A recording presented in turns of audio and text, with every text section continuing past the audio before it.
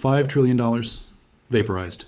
In 48 hours, gold crashed 12%, silver down 36%, Bitcoin dropped to $78,000. This is not a normal market correction. This is a weekend liquidation event, a coordinated flush designed to clear out weak hands before Monday's market open. If you're holding Bitcoin, gold, or silver right now and thinking about selling Monday morning, this video might save you from making the worst financial decision of your life. Because what happened this weekend wasn't random, it was a pattern. And Monday morning might bring the reversal nobody sees coming.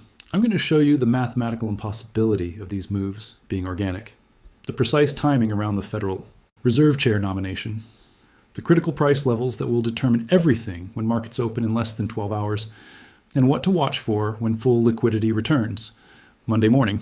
By the end of this video, you'll understand what actually happened, why it happened this weekend specifically, and the framework for making informed decisions when markets open.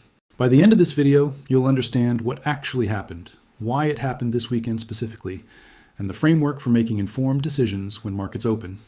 Before we start, hit that subscribe button and the like button, and drop a comment right now. Type bottom if you think we just saw the low. Type lower if you think Monday brings more pain. Type buying if you're accumulating at these levels. I read every single comment. I want to see where this community stands going into Monday. Let's break down what happened. The numbers are staggering. Gold crashed from approximately $5,600 Thursday to a low of $4,700 Friday. That represents a 12% single-day decline, the largest gold crash since 1980, over 40 years. Silver fell from $121 to $74 Friday, 36% in a single session. The second worst day in silver's entire trading history, only exceeded by the Hunt Brothers collapse in 1980. Bitcoin dropped from 84,000 Thursday to 78,000 by Sunday evening, down approximately 7% from recent levels. Combined market capitalization losses across gold, silver, and Bitcoin exceeded $5 trillion in 48 hours. Multiple sources, including Trading Economics, Bloomberg, and financial data providers confirm these figures. This represents one of the largest wealth destructions in precious metals and digital assets in modern history. But here's what matters most: the timing, the speed, the coordination. Let me show you why this wasn't organic market movement. Gold and silver had been rallying for months based on specific fears. Concerns about dollar debasement, worries that the Federal Reserve would become politicized and print money aggressively, anxiety about government debt levels and currency stability. These metals reached extreme technical conditions. Gold up approximately 70% in January alone, silver similar gains. Technical indicators like the Relative Strength Index showed readings above 90. Severely overbought conditions that historically precede corrections. Then, Friday morning, January 30th, President Trump officially nominated Kevin Warsh as the next Federal Reserve Chair to replace Jerome Powell when his term ends in May. This nomination triggered the crash. Let me explain why. Kevin Worsh served as a Federal Reserve Governor from 2006 to 2011. He was there during the financial crisis under Chairman Ben Bernanke. During that period, Warsh established a reputation as a hawk. He advocated for higher interest rates. He opposed aggressive quantitative easing. He prioritized long-term price stability and dollar strength over short-term stimulus. This reputation matters because it directly contradicts the fears that had been driving gold and silver higher. If the market feared aggressive money printing, Warsh's hawkish history suggests the opposite. Disciplined monetary policy, controlled inflation, a stronger dollar. However, there's complexity here. In recent months, Warsh has made statements criticizing the Federal Reserve for being too hesitant to cut interest rates. In a July interview, he stated that the Fed's reluctance was a mark against them. This aligned him with President Trump's public demands for lower rates. So which Warsh shows up? The historical hawk who opposed quantitative easing, or the recent critic who wants faster rate cuts? The market doesn't know yet. That uncertainty contributed to Friday's violent repricing. The market's initial interpretation was that Warsh represents a moderating force, someone who might deliver some rate cuts, but with discipline. Someone who preserves enough Federal Reserve independence to prevent the extreme dollar devaluation scenarios that precious metals bulls had feared. This interpretation triggered massive selling in gold and silver Friday morning.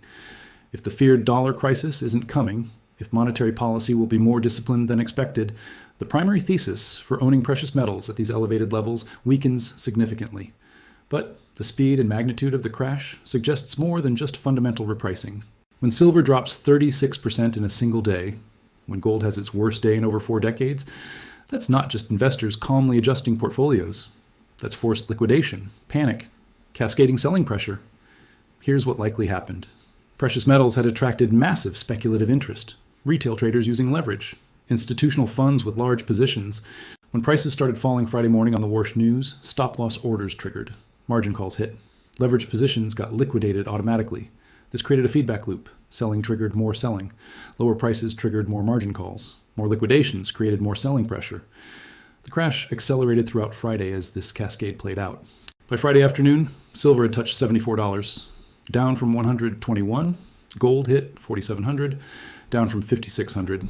Then both metals bounced modestly. Silver recovered to around $93 by Sunday. Gold to around $4,900, still well below the highs, but off the extreme lows. Bitcoin's reaction is particularly important to understand. Many analysts, myself included, expected Bitcoin to benefit when gold and silver crashed. The theory was capital rotation. Money fleeing precious metals would flow into Bitcoin as digital gold. Gold down, Bitcoin up.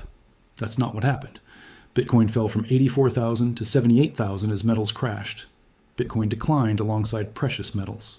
Rather than benefiting from their weakness, this tells us something critical. The capital that exited gold and silver didn't immediately rotate into Bitcoin or other risk assets. It went to cash or treasury bills, or it's sitting on the sidelines waiting. The rotation thesis might still play out over coming days or weeks as markets digest the Warsh nomination and assess Fed policy direction. Or it might not happen if economic conditions deteriorate or if other factors keep capital in defensive positions. But the immediate reaction was clear. Risk off across all alternative assets. Gold, silver, and Bitcoin all sold together. Now let me show you the critical price levels that matter Monday morning. Bitcoin tested 78,000 Sunday evening according to trading economics data.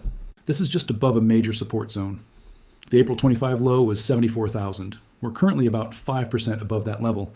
If Bitcoin holds 75 to 78,000 through Monday's session and doesn't break down further, we have a potential weekend capitulation low. That would be constructive. It would suggest the flush successfully cleared. Out-leveraged positions and weak hands and thin liquidity. If Bitcoin breaks 75,000 Monday and heads towards 70,000 or below, we have confirmation of weakness. That would be bearish.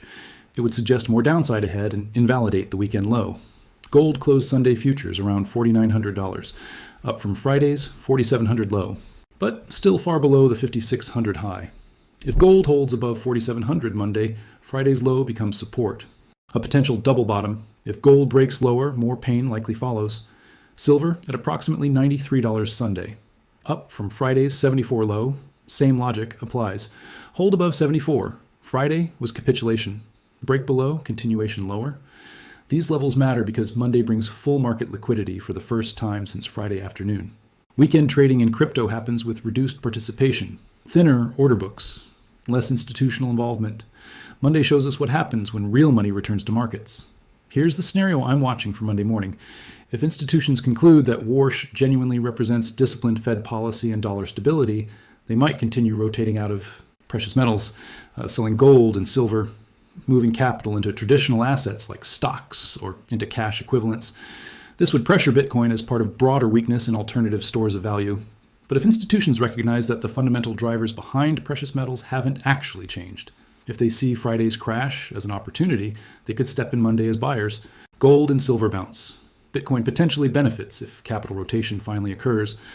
The clues suggesting a bounce is possible include the extreme nature of Friday's moves. When silver drops 36% in a day for the first time in over 40 years, that's often capitulation, not the start of an extended trend. When gold has its worst day since 1980, that's typically a washout. Additionally, the fundamental factors that drove precious metals higher haven't disappeared. Government debt continues growing. Money supply remains elevated compared to historical norms. Geopolitical tensions persist. One Fed chair nomination doesn't eliminate these structural concerns. It may moderate them, but the underlying conditions remain. For Bitcoin specifically, the thesis that it serves as digital gold or a monetary hedge is being tested. If Bitcoin can't hold these levels or show strength while precious metals stabilize, the store of value narrative gets damaged. But if Bitcoin demonstrates resilience and begins to decouple positively, showing independence from traditional safe havens, the thesis gets validated. Let me address Michael Saylor and MicroStrategy because this matters for Bitcoin's structural support. MicroStrategy's Bitcoin position remains in profit at current $78,000 levels. Their average purchase price is approximately $60,000. However, the margin of safety has compressed significantly as Bitcoin fell from recent highs. Saylor has been the most aggressive institutional. Bitcoin buyer, raising billions through convertible debt and equity to purchase Bitcoin at various price levels. This buying has provided consistent demand and supported prices. The concern some analysts raise is that if Saylor had waited instead of buying aggressively at high levels, he would have substantial capital available to deploy at current prices. That capital could help form a stronger bottom. Instead, it was deployed at higher levels. Saylor has stated publicly that MicroStrategy has 2 years of operating cash flow set aside, so there's no immediate liquidity crisis. But if Bitcoin remains depressed or declines further, it becomes more challenging to raise additional capital. Investors question the strategy, pressure builds. I'm not predicting MicroStrategy faces forced selling. I'm noting that the structural bid becomes harder to maintain. If market conditions stay difficult, this is a factor to monitor. Now let me address what to actually do with this information. If you're holding Bitcoin, gold, or silver, and you're down significantly, the worst possible decision is panic selling Monday morning at the open. That's precisely what created Friday's crash. Forced sellers providing liquidity to patient buyers at terrible prices. I'm not telling you to buy. I'm not telling you to hold. I'm providing the framework to make an informed decision based on your personal situation. If you believe the fundamental thesis for why you originally bought these assets hasn't changed, if you believe concerns about monetary policy, currency debasement and stability remain valid, then this weekend's action represents volatility, not invalidation. In that case, selling Monday morning into potential capitulation becomes the exact wrong move.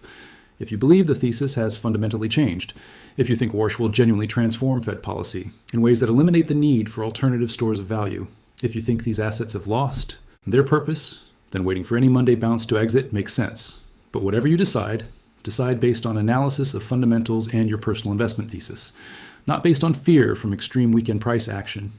If you're sitting in cash, considering entry points, Monday provides critical information. If Bitcoin holds 75 to 78,000, if gold holds 4,700, if silver holds 74, those could represent attractive entry levels. Capitulation lows often mark bottoms, not the beginning of extended declines. If Bitcoin breaks 75,000 Monday, if metals breaks Friday's lows decisively, more patience is required. Don't try catching a falling knife. Wait for stabilization before deploying capital. One specific opportunity worth noting is crypto treasury stocks. Companies like MicroStrategy currently trade at discounts to the Bitcoin they hold. If you believe Bitcoin recovers from these levels, buying these stocks at discounts provides leveraged upside. But if Bitcoin continues falling, these stocks amplify the downside. Higher risk, higher potential reward. Here's specifically what I'm watching. Monday morning, Bitcoin ETF flows. Check websites like SoSo Value or Farsight Investors for daily data. Are institutional investors adding to positions through ETFs like BlackRock's IBIT? Or are we seeing continued outflows? Large inflows at these lower prices would signal institutional conviction. Outflows suggest institutions backing away. Futures, market positioning. The CME Bitcoin futures market shows institutional positioning through open interest data. If open interest rises, while price holds or increases, it suggests new long positions being established. If open interest falls with price, it indicates long liquidation and potential capitulation. Precious metals, futures, volume, and direction. How gold and silver trade. Monday morning in futures markets tells us if Friday's move was an exhaustion event or the start of a trend. High volume reversal higher suggests capitulation. Low volume continued weakness suggests trend continuation. Economic data releases this week. Employment reports and other scheduled data provide objective information about economic health. Strong data supports the view that we're not entering recession and assets can stabilize. Weak data raises recession fears and pressures all risk assets further. Federal Reserve communications. Any statements from Warsh during his confirmation process matter enormously. Any comments from Trump about Fed policy expectations matter. Clarity about whether rate cuts are actually coming or if policy stays restrictive determines the path for all risk assets. Let me give you two scenarios for how this week could unfold. Scenario 1, Monday reversal. Markets open, Bitcoin holds 75 to 78,000 without breaking down. Gold holds 4,700, silver holds 74. Institutional buyers step in recognizing Friday's moves as overdone. ETF inflows resume. By week's end, Bitcoin back toward 85 to 90,000. Metals recovering toward 5,300 gold and 100 silver. The weekend was the capitulation low. Scenario 2, Monday continuation. Markets open, any initial bounce fails. Bitcoin breaks 75,000, heads toward 70,000. Gold breaks 4,700, silver breaks 74. Selling pressure continues as more stops get hit and more holders give up. ETF outflows accelerate. By week's end, Bitcoin 65 to 70,000. Metals significantly lower. The weekend was just the beginning of a deeper move. I don't know which scenario plays out. Nobody does with certainty. What I know is the weekend action was extreme. When silver drops 36% in a day for the first time in over 40 years, these are typically exhaustion events, not the start of new trends. But I also know that markets can remain irrational or continue moving further than seems logical. The key is responding to what actually happens Monday rather than predicting what should happen. In environments like this, the historically successful strategy is usually doing the opposite of what your emotions tell you. Your emotions say, sell Monday morning because you're scared and the weekend was terrible. History says selling into capitulation events is usually the worst possible timing. But I'm also realistic. If you bought Bitcoin at 100,000 or gold at 5,500, and losses are affecting your financial security, your stress levels, your ability to function, then reducing exposure might make sense for your personal situation. Not every decision is purely financial. Mental health and peace of mind matter. What I'm saying is, don't make that decision Monday morning. An emotional reaction to weekend volatility, make it after Monday's price action gives you real information about institutional positioning and market direction. Here's my bottom line assessment. $5 trillion was erased from Bitcoin, gold, and silver values in 48 hours. Gold suffered its worst day since 1980. Silver had its second worst day in history.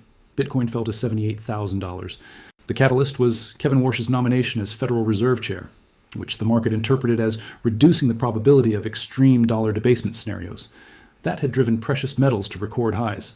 The magnitude and speed of the moves suggest forced liquidation and panic, not orderly repositioning. This type of price action typically represents exhaustion. Monday morning, full market liquidity returns. The 75,000 Bitcoin level, 4,700 gold level, and $74 silver level are critical. Hold above these levels, the weekend likely mark the low. Break below decisively, more downside probable. This is education, not advice. Understanding what happened and what to watch. Your investment decisions must be based on your personal financial situation. Risk tolerance, time horizon, and investment thesis. Not on my analysis or anyone else's. If you found this breakdown valuable, please hit that like button and subscribe. I'll be covering Monday's action closely and providing updates throughout the week. And drop that comment right now. Bottom, if you think the weekend was the low. Lower, if you expect Monday selling. Buying, if you're accumulating these levels. I read every comment and want to see where you all stand. Thank you for watching. Stay rational. Make decisions based on your strategy and analysis, not on fear or weekend volatility. We'll navigate this together with clear thinking.